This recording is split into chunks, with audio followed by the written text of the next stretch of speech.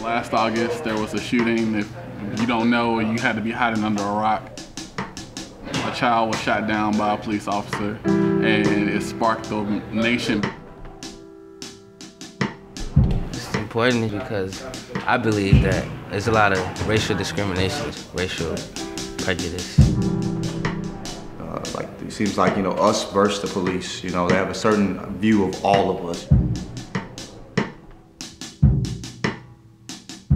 I thought it was weird that a lot of my black male friends could easily be taken to jail or arrested or pulled over for whatever reason.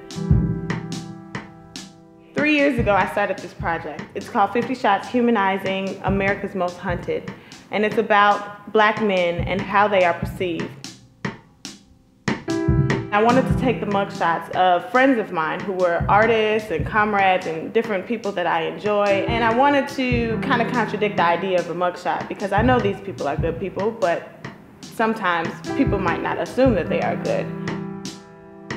I want the project to represent the city. So all of these guys, they live in Chicago. Some of them are not from Chicago, but all of them reside here. And I want to do the same exact thing in other cities. So if you see, I don't know, this guy walking down the street, you're like, oh, he lives in this city. He's from Chicago. I saw him in 50 Shots. You have more of a chance to be able to meet these men and be able to connect a face with an idea.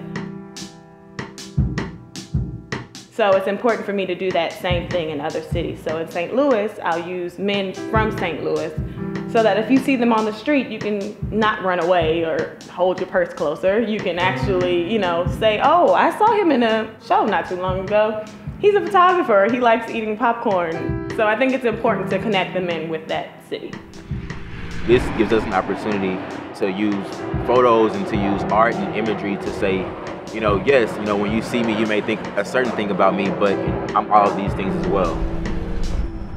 So I went around the city and I hunted down these guys and I just told them, write 5 things on this board about yourself that somebody might not know by looking at you. I was in 50 Shots. I was probably the most handsome person there. I'm sure everybody was very dashing in their own way, but I probably soared with my beautiful looks. I know one was mad scientist, one was teacher. One of them was Euro combo guard. One of them was a chef. One of them was a chef, entrepreneur. A nomad, a dual citizen, a sad boy. I remember I wrote that I like jelly beans.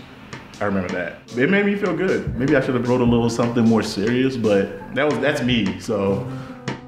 I didn't ask them to write any of these things. So for them to choose positive things makes me feel good because it was a platform for them to be able to express who they really are. Some people may look at a black face and instantly think of, some things that aren't true. This shows you that, a black face is a face, not just a black face or not just a stereotype or not just a particular idea. A face belongs to a person belongs to a mind belongs to a soul belongs to a body. And with those 5 things, I posed the question to the community, what would our community lose if these men were imprisoned?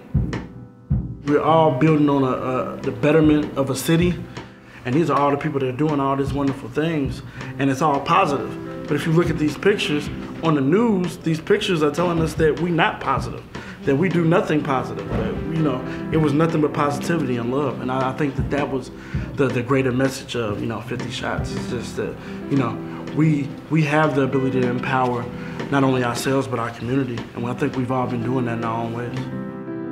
Actually, I feel pretty good about it. When she asked me, it was basically like doing homework because I had to describe myself. Actually, I feel I'm proud of what I've accomplished, and it made me realize what it is that I've accomplished in 28 years. I've done a lot. Her bringing this to me made me think about everything that it is that I've done, and I'm happy to be able to share that with the rest of the world. And then the depiction of us in most, media outlets is, one way, It's showing that, we're diverse, we're not dangerous, we're not scary. And it's just, showing, a more realistic view and the diversity of, black males. I can see it bringing people together, not just black men, but anyone. If you look past the skin tones and everything, you just want to know what's going on. You want to be a part of it. I think it's positive because my mom liked it. She she really was proud that, you know, Imani put that together and that I got to be a part of it. So, yeah, I mean, if your mom likes something, it gotta be positive, right? It came at a very, very, I think, integral time with, you know, a lot of the killings that were going on by police officers, and it's just like, you know, I felt like how black males were being portrayed in the media was just kind of at a disadvantage because, you know, I could be a college graduate, but my picture they gonna put on is the picture they have of me partying at the club or, you know, smoking weed. You know, it's not gonna be that, oh man, this guy graduated college, or, you know, and I think that that's the great timing of it is because, nah, we're gonna show you all the great things all these people do before it's too late.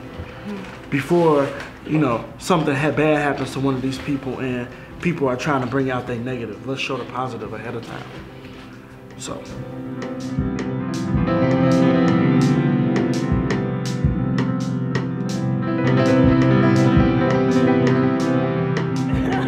Talk about love. Love. Please don't talk about love. Why not? We'll be here all day. No, it's my new message. Oh, Lord. Is I don't hate you. I love you.